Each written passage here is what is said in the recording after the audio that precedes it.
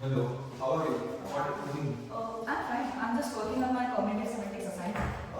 Do you need any help? Yeah, sure, if it's not an issue with you. Okay, sure. So I'm working on something called mental spaces theory by Gilles Popper. Have you heard about it? Yes, I have read about it, and I can surely help you to understand it. Oh, that's so wonderful. So what I have learned is that it suggests that language constructs meaning within ongoing discourse and content.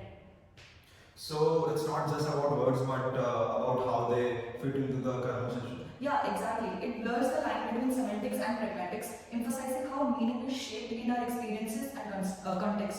That's different from formal semantics, right? Where meaning is about the truth conditions. Yeah, exactly. Formal semantics is about objective truth conditions, but mental space theory considers the subjective interpretation influenced by context and cognitive processes. So language isn't just about representing an objective reality. Yeah, right. It's about how we mentally represent the world based on our experiences. Language prompts complex conceptual processes to construct meaning. Cognitive semanticists argue that language only provides partial clues to our rich conceptualizations. So the words don't contain full meanings. No, they are just prompts for elaborating ideas. Meaning construction is a complex process that happens at a conceptual level. That's interesting. So language doesn't encode thought completely. Exactly. Foucault calls this unseen process in meaning construction backstage cognition. Okay, so language is just the tip of iceberg then. Yeah, absolutely. There's so much more happening beneath the surface in how we understand and construct meaning. The way mental space theory explains meaning construction is truly fascinating. Don't you think? Absolutely. The idea of building mental spaces and establishing mappings between them really sheds light on how we interpret the language. Yeah, exactly. Mental space theory says we have multiple thought bubbles active at once. Utterances can create counterfactual scenarios in these spaces. The meaning depends on context and how these spaces connect to the reality. Take the example of Faulkner gives about a sentence. If I were your father, I would smack you. It's incredible how one sentence can prompt various interpretations based on different mappings between reality and hypothetical scenarios. How come? Can you please elaborate? Yeah, sure, I can do that. Okay, let me explain that you with the help of an animation. Imagine a situation in which we have a caretaker and a very unruly child. She gets frustrated and utters sentence which leads to counterfactual scenarios. She uses the sentence, if I were your father, I would smack you. In the first, the lenient father interpretation, Mary sees with her a stricter deposition and the father with more lenient deposition in her mind space and believes that father should be stricter and should smack his child. The second would be the stern father interpretation, where Mary takes the lenient disposition and father takes a stricter disposition in her mental space. She believes the child is lucky since she is not as strict as his father, since the father would have smacked the child in the situation. Lastly, the role interpretation, where Mary doesn't assume anything about herself or the father in her mental space. The only reason she is not smacking the child is because she is not allowed to. That is so fascinating. It makes you realize that language isn't just a straightforward conveyor of information. It's a dynamic process that involves intricate mental operations. Yeah, true. Now let's discuss more about cognitive architecture behind meaning construction as it's outlined in the mental space theory. Absolutely. The theory posits that linguistic expressions serve as prompts for the construction of mental spaces rather than encoding complete meaning themselves. So firstly, we have the space builders.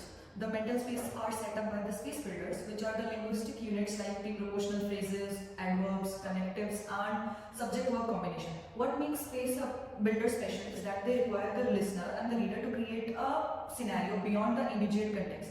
The scenario could involve past or future realities, realities in different locations, hypothetical situations, belief, and various other contexts. Let me show you some animation to explain by example.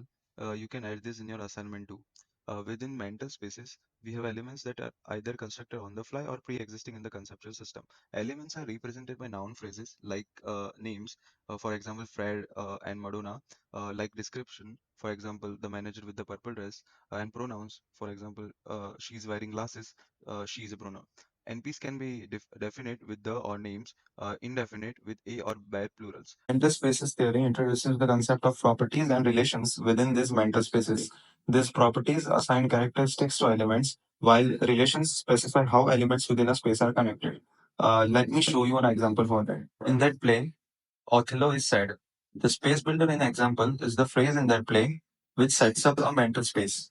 The name Othello introduces an element into the mental space And the expression said assigns a property to the element. Moving on to the next example, in the picture, a witch is riding a unicorn. In the picture is a space builder. Two elements are introduced, a witch and a unicorn. Finally, the expression riding expresses relation between two elements. Are linked through connectors which establish mappings between counterpart elements. Counterparts in different spaces are linked based on pragmatic function and particularly identity function. Now let me give you an example about counterparts. So the example is that James Bond is a British spy and in the war he worked as a Navy officer. So what do you think are the space builders in this sentence? Okay, so the first sentence indicates that there would be a base space builder, and the second part talks about war, so there should be the second space builder should be about war. Yes, it's correct. First is the basic one, and second is war. Now, first has element James Bond, so let's call it E1, right? And second has element E, so let's call it E2. Now, there are two connections between these two counterparts. First one is upward counterpart link, and second one is identity connection. So identity connection is nothing but pragmatic function between these two elements of the respective counterparts. And one thing to note is that in the second counterpart, he acts as an anaphor to its antecedent counterpart. And the first counterpart provides context in the sentence because if you remove the first sentence, then there would be no meaning of the second sentence. It could be anything. So I hope you will understand. Yeah, that makes a lot of sense.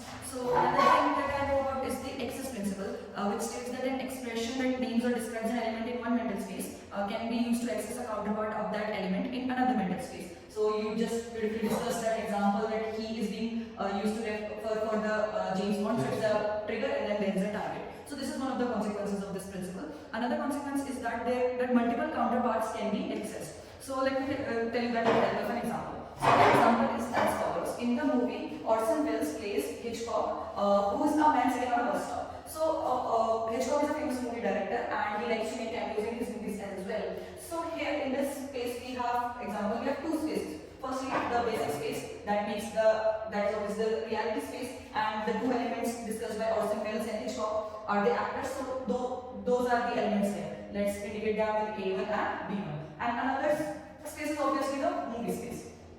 So since there is a word plays, so Olsen plays Hitchcock. So the Hitchcock as a character is their element in the second part. Let's indicate that in B2.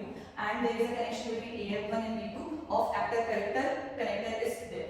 Now then we have Hitchcock who plays a man on the bus stop. So this who indicates that there is another element in movie space that will be B3 and that would be the man on the bus stop. Now since Hitchcock is playing this character, so there is a connection between B3 and B1. So that makes it, but the situation gets interesting when we add another sentence that is Hitchcock likes himself in the movie. So this creates an ambiguity. So let me tell you how. So one thing could be that Hitchcock as a movie director, he's playing also a character, likes Orson Welles who plays the character of Hitchcock. So there is a connection between B1 and B3.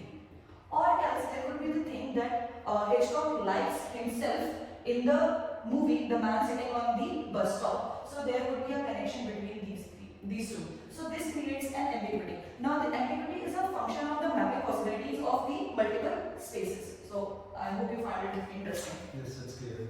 Yeah. Additionally, mental space theory addresses the treatment of noun phrases with definite interpretations, which can have role readings or value readings, introducing further complexity into meaning construction. Now let me give you an example regarding role reading and value reading. First example is president changes every 7 years. The sentence is ambiguous. First, it could mean that every 7 years the person who serves as president changes. Alternatively, it could also mean that the person who is president changes in some way, changing hairstyle, changing looks, and so on. The role reading of the president relates to the position of president regardless of who fills it. It is shown here. The value reading relates to the individual who fills the role, which can be seen in the first interpretation.